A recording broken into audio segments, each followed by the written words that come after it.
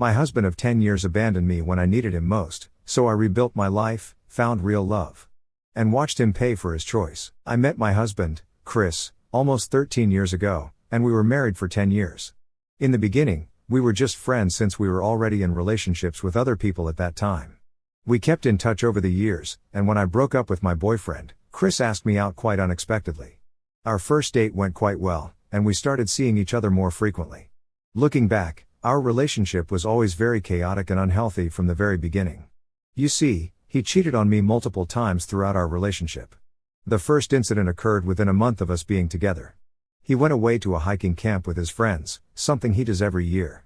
While he was there, he was on some dating site and talked with a much younger girl, where they exchanged inappropriate pictures with each other. I noticed a change in his behavior when he returned, so I asked him about it. He was evasive, so I decided to investigate. This is how I found out that he was cheating with this girl online and saw their messages. I confronted him immediately, and he told me how his friends introduced him to the dating site. He tried to justify it by saying it was just pictures, but I expressed that this was not acceptable to me. We had a conversation about our boundaries, and in the end, I decided not to blow it out of proportion since our relationship was just starting. The second instance was when I discovered that he had continued to maintain contact with his ex-girlfriend throughout the first 4 years of our relationship. She would sometimes reach out to him every time she broke up with a new guy, and instead of blocking her or ignoring her, he would reply to her and try to pacify her. When I confronted him about it, he justified this by claiming he was just giving her harmless advice, so I should not be upset about that. He even went on to say how being friends with an ex is not a big deal. I was shocked to hear this and decided that it was time to talk to a therapist regarding these relationship issues that we were facing. Even though he was at first very opposed to the idea, I convinced him to attend a few sessions with me. It turned out that our communication slowly started to improve, and the relationship saw positive changes as we became even closer and eventually decided to get married in an intimate setting. Every one of our close family and friends attended our happy day. During that time, our relationship felt really good, and we were totally in love with each other. We enjoyed being together and felt content with our connection. We had always split bills from the very beginning, so even after our marriage, we continued to do so. My ex was struggling a bit with some life choices and what to do next in his life, as he had dropped out of college years ago and had a low-paying job. His family was also going through a very difficult period, with his parents splitting and his dad moving abroad for work. His relationship with his mother was not great either. He was unsure of his career path. I, on the other hand, was doing a degree at a very prominent college and was a Division I varsity athlete, so I had my life all figured out. He did not like me talking about my studies, so I never brought this up, as I did not want to make him feel less about himself. Every day after college, I would go to my part-time job so I could pay my expenses around the house. Unfortunately, one day, out of nowhere, I started having some pain around my arm and chest area during training and went in for a full-body workup just in case. It turned out that there was a tear in my arm, which needed to have an operation. I remember sitting, feeling dejected, hearing this, thinking about how I was going to miss practice for a couple of weeks. But this wasn't even the worst news. My doctor checked my blood work and told me that there was some abnormality there. Upon closer inspection, they found a tumor in my breast. It was cancerous, but it was stage 2. I started crying and shaking, hearing this, and called Chris to come to the hospital. The doctor assured us that I was still going to be okay, as they had caught it early on. The revelation of my cancer diagnosis marked the beginning of a tumultuous chapter in our lives. In the beginning, my husband was extremely supportive. He spent hours and hours researching my treatments and the best surgeons to debulk the tumor. We found a great surgeon in Pittsburgh, so we scheduled an appointment with him. Meeting this doctor wasn't easy, but this was the best decision of my life, as he was quite experienced. He told me from the very beginning the risks of the surgery and that he might have to cut out some fat from my breast. My husband and I both didn't care, as long as I was going to be okay. I went into surgery, and the doctor spent 18 hours taking out the tumor from my breast. It was a successful surgery, and I remember my husband crying into my arms in joy. Our happiness was short-lived, as 3 weeks later, during our weekly test, we found the cancer returning. I collapsed in shock, as I thought that we had it under control. My husband was proactive and spent countless hours with the doctor, talking to him, coming up with a game plan for my recovery. The treatment journey was arduous, filled with the harsh realities of chemotherapy, surgery, and the emotional toll of facing mortality. The toxic substances coursing through my veins were difficult to live with during treatments. My husband and I found solace in the simplicity of companionship through the nausea, the hair loss, and the moments of despair. He stood by my side, offering solace and unwavering support. Our bond deepened as we navigated the uncharted waters of sickness together. The surgery to remove the tumor again was a pivotal moment. I was clearly informed by the doctor that this time they would have to remove my entire breast. I told my doctor that I had been thinking about it and that I wanted to remove both of my breasts. My husband and the doctor were shocked to hear this. My husband started to convince me that the tumor was only in my left breast, so I didn't have to remove my right, but I knew that I never wanted to go through this ever again in case the cancer spread to my right breast. As long as I had breasts, I knew that I would have to live with the fear that I might get this cancer back someday, and this terrified me. Obviously, I was angry and upset about it, but I knew that this was what I wanted. My husband was beyond upset, but this was not his decision to make. He tried to convince me several times before the surgery, but I stuck to my words. On the day I went in for surgery, my husband started to cry and begged me, saying that I didn't have to do this, but I told him that I needed to put myself first, so I was okay with my decision. Thankfully, the surgery went well. The prognosis, fortunately, was also optimistic, and as I emerged on the other side of treatment, I carried not only the scars of surgery but also a renewed sense of self and an appreciation for the fragility of life. My parents, who had been dreading that there would be more bad news, finally had a chance to rejoice. I was officially cancer-free. Throughout this time, the only thing that had changed was my husband. He wouldn't look me in the eyes and could only speak in short words. I couldn't figure out what was wrong. It was like he had changed during the whole process, and it left me feeling confused and hurt. He started picking fights with me for no apparent reason. It was like he had this wall up, and no matter what I did, he wouldn't let me in. We used to be so close, especially during my treatment, but now it felt like he was pushing me away. I tried talking to him, asking what was going on, but he would just get defensive or avoid the conversation altogether. It hurt because I needed support, especially after everything I had been through. Instead, I found myself dealing with tension and arguments that I couldn't understand. I began to feel this growing distance between us, and it made an already tough situation even harder to handle. I needed my husband to be there for me emotionally, but it seemed like he had checked out. The fights became a constant, lingering cloud over what should have been a time of healing and rebuilding. I questioned whether the strain of my illness and the decisions I had made regarding the surgery had taken a toll on our relationship. Was he resentful or struggling with his own feelings? Amidst the physical and emotional recovery from surgery, I found myself grappling not only with the aftermath of cancer but also with the strain on our relationship. It was a difficult time, and I couldn't shake the feeling that something had fundamentally changed between us. One night, after we came home drunk, things took a turn for the worse. I could sense the tension in the air as soon as he walked through the door. I looked at him, concerned, and asked if he was okay. Instead of a reassuring response, he just started laughing, a bitter and mocking laughter that echoed through the room. "It's not like you can do anything about it," he said, his words cutting through the air. I was taken aback, not understanding what had triggered such a harsh remark. I persisted, asking him what was wrong, hoping for an explanation that would shed light on the sudden animosity. He continued to laugh, the drunken haze apparent in his eyes. I kept urging him to tell me if something was troubling him, and he finally blurted out something that left me stunned. "How can I be happy when I'm living with a man?" he said. I couldn't believe what I was hearing. He went on to say he wanted a wife, but now he had a man because I had decided to cut off my breasts. Tears streamed down my face as his hurtful words sank in. He continued, saying he hated seeing me ever since the surgery and he wasn't attracted to me anymore. Despite my tears, I tried to explain that I had no choice. Cancer is dangerous, and I didn't want to go through it again. I was lucky to come out of it alive, but I couldn't bear the fear of facing that kind of danger again. He yelled at me, saying that cutting off my breasts made me look more ugly. I kept crying, feeling the weight of his words crushing me. It was a painful realization that the person I had relied on for support during my battle with cancer now saw me in such a negative light. The scars on my body were not just physical, they were a reflection of the emotional wounds inflicted by someone I had thought would stand by me no matter what. That night was worse than the night I had found out that I had cancer. While my husband passed out on our sofa, I slept alone in our bed. Now that I knew my husband did not like me after my surgery, I was afraid that I would lose him forever.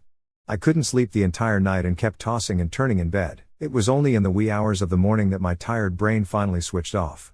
The morning after that painful confrontation was a blur of confusion and heartbreak. When I woke up, my first instinct was to find my husband, hoping that somehow the hurtful words exchanged the night before were just a terrible nightmare. I anxiously searched the house, calling his name, but he was nowhere to be found. Descending the stairs, I noticed an eerie silence in our home. The couch where he had passed out the night before was empty. Panic set in as I scoured every room, desperately hoping to see him and make sense of the emotional storm that had unfolded. That's when I noticed a sticky note on the fridge. My heart sank as I read the few words scrawled on that small piece of paper: "I'm done with you." It felt like a punch to the gut. I tried to call him over and over, but there was no answer. His belongings were gone, his car was missing from the driveway, and it was as if he had vanished into thin air. In a state of shock, I reached out to his parents, hoping they could shed light on his abrupt disappearance. To my surprise, they were just as bewildered and shocked as I was. They had no idea where he was or what had transpired between us. It was a surreal moment of isolation, realizing that the person I had built my life around had vanished without a trace, leaving behind a void that seemed insurmountable. I called my parents, and they rushed to be there for me. I told them about what had happened between me and my husband the night before. My dad was extremely angry, hearing that my husband had called me a man. My mother, on the other hand, kept calling my husband and searching around the house for some clues. Fortunately, his parents arrived at the house as well. They had heard the panic in my voice and thought it best to check up on me. We were all really concerned. I could hardly function, and my mind kept going to the worst scenario. I can honestly say that the pain of that morning eclipsed even the darkest moments of my cancer diagnosis. The uncertainty and the suddenness of his departure left me grappling with a profound sense of loss with no closure. We went to the station and filed a police complaint, but because he was an adult who had packed all his clothes and taken his car, it was pretty much clear that he had simply left me. When I returned home that night, it felt like entering a void, a space that once brimmed with shared laughter and warmth now echoed with the haunting silence of abandonment. Days turned into nights, and I found myself crying for hours on end, hoping against hope that he would walk back through the door, ready to apologize or explain. The house, once filled with the hum of our shared life, now felt desolate. I clung to the belief that maybe this was just a terrible misunderstanding, and he would return to make things right. I called his number incessantly, my heart sinking with each unanswered call. It was as if he had vanished from my life, leaving behind an aching void that no amount of tears could fill. My parents, sensing the depth of my despair, decided to stay with me for a couple of days, but it was really difficult for my dad to go to his workplace, as my house was pretty far from his site. Hence, I tried to stay strong in front of my parents so they wouldn't have to worry about me anymore, and they eventually went back to their place. I was once again all alone and wandered around the house, too sad to do anything else. The days that followed were marked by a mixture of confusion, grief, and a profound longing for answers that seemed to elude me. I couldn't believe that my husband of 10 years had vanished from my life without any explanation. Eventually, I decided that I had enough. As much as I was grieving, I wanted to get back into training and started doing online college classes so I could graduate. There was a lot of therapy, crying, and mental breakdowns, but I knew that I had to keep going forward. I was asked out by a couple of men and tried to go on a few dates, but I just couldn't get my husband out of my mind. Since then, I have graduated with 2 degrees and have secured a great job. I've healed a lot through therapy and worked hard on myself to become better and stronger. I met Paul while we were working. He was a client of mine, and I was never looking to date him, but throughout the time we worked together, I could see that we both were attracted to each other. After our contract was done and he was no longer a client, Paul surprised me by asking me out. I was flattered and eventually tried to decline his invitation, saying that I wasn't looking to date anyone, but he insisted on us going out for coffee at least once. That one meeting with Paul turned out to be a turning point in my life. Over coffee, we talked about our pasts, our dreams, and the challenges we had faced. It was refreshing to be around someone who listened without judgment, and I felt a connection that I hadn't experienced in a long time. Slowly, Paul became a source of strength and support, helping me move beyond the pain of my past. We shared laughter, dreams, and hardships as our friendship blossomed into something more. I realized that there could potentially be a future with him. Paul's kindness, understanding, and genuine care helped me rebuild my trust and love. With his encouragement, I continued therapy, addressing the lingering scars and insecurities. It wasn't an easy journey, but his unwavering support made it less daunting. I realized that I was slowly but surely falling in love with him. When I first came to this conclusion, I remember feeling so guilty about it that I called up my mother and started to cry to her. My mother comforted me, assuring me that seeking happiness was not wrong, especially considering my husband had been absent for so many years without any contact. Taking my mother's advice to heart, I decided it was time to face the reality of my marriage. I reached out to my husband's family, who had always supported me and kept in touch with me. We had a tearful conversation where I explained my decision to divorce my missing husband. They understood that this step was necessary for my own well-being, as they had witnessed the painful journey I had endured.